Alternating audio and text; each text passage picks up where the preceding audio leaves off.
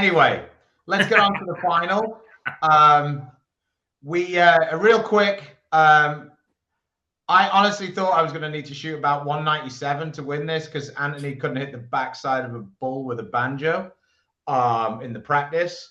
And then you could. So that was a UC3, I think you threw on that spare shot. Yeah, for some reason, this pair didn't feel like it played quite the same to the right for me.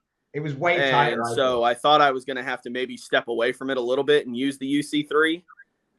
Which I never used all weekend because when I did transition out of urethane, I wanted to throw reactive. But that was what I felt like my next play was going to be, was to step away from it a little bit.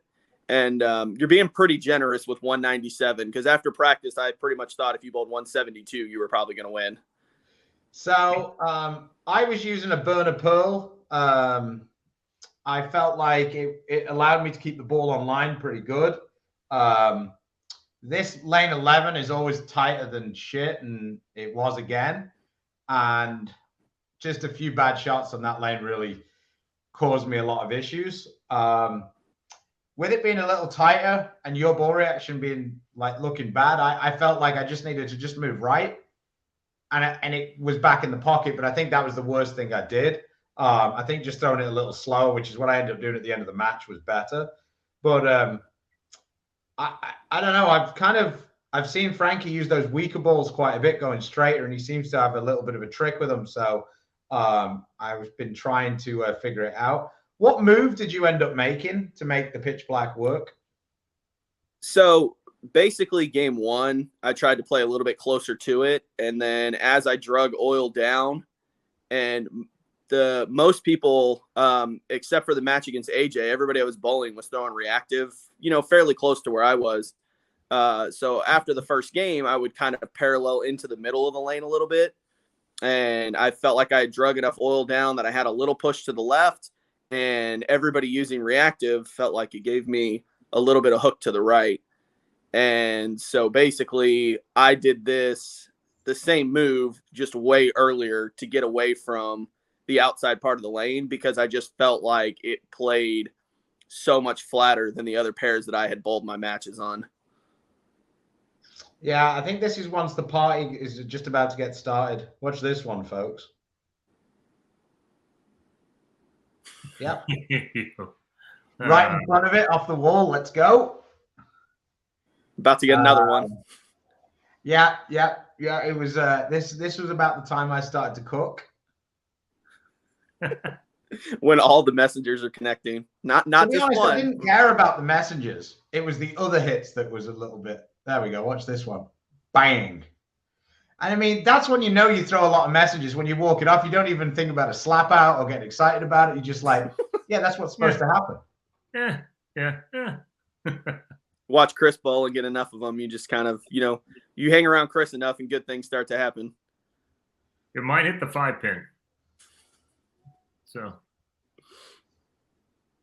But yeah, like I say, keeping this ball online, I felt like it had, using the weaker ball. For me, I always used to play the lanes where I'd want to use stronger balls and like get them to set up in the front and just stay like online. And I feel like when we're bowling now with the way the patterns are built, that doesn't really work very well for me. I feel like I flat 10 a ton doing that. So that's why this is pretty remarkable. Your reaction was lousy in practice. And on the right lane in general, I didn't think it was all that good, period. You completely manufacture it. And whereas on the left lane, well, it might be tight. You were able to get close enough and get it to come off of it on that lane better. Yeah, I mean, I kind of told a lot of people that, about this weekend is, I didn't bowl by any means phenomenal, but the one good thing I did this weekend was I made a lot of really good shots when I needed to. I tried to keep games close. I tried to get them to come down to the 9th and 10th. And, I basically tried to step up in the 9th and 10th and just do what I needed to do to win these games. Cause I by far did not have the best ball reaction in the building by any means, So what did you do right there to go high? These are the two plays that really got you in trouble. I think the one on the left lane, I think I just I just yanked it, and then I made the moron move. So like on the dry lane, I threw it. I got it left off my hand, and it went through the face. And then on the right lane, which was the dry lane, and then I went on the left lane, which was way tighter. Then I just gassed it. It was a little bit of frustration that second shot as well. Like in hindsight, that's a bad thing because then Anthony did this. Because it felt like he was. That was one of the best shots of the game on that lane too. Yeah, actually got that one to all the way up to flush, which wasn't easy to do with what your ball wanted to do. Yeah, I mean, and then it rung 10. I just felt like for me that lane was like that lane would have been super easy for me if the left lane didn't exist. You know what I mean? Like, because you've got to do something on the left lane, it kind of messes with your head on the right lane a little bit. Yeah, I should have zoomed in on this one. I don't know whether you get in the way or not, but this is like, this is when I knew I was truly fucked. Like, how does that fall over? Now, it had to make up for the one in the 8th. It might not have made a difference, but because you still had ball in hand even with a spare. But I felt like I threw 4 really good shots here. I just,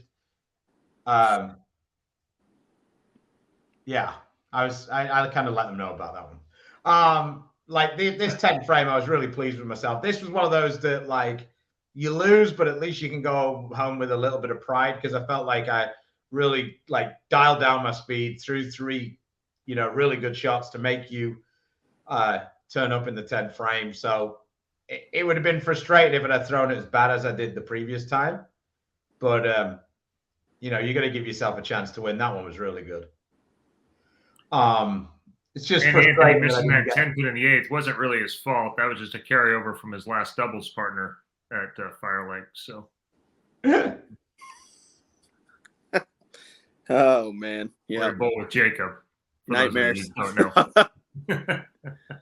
Still have nightmares about that one. So you needed a strike 9 spare to seal the deal. I was watching from the left side. This looked way lighter than it looked on Brad Miller did a video, and from where me and Frankie were sitting, we're like, did he even hit the headpin? Like it was so light. And then when you watch it from the other side, it's like kind of a normal. Yeah. I thought it was a pretty good. Yeah, it was a pretty normal light shaker hit for me. It wasn't in danger of actually 2-pinning or anything because it's your thing. I mean, it was never way and right.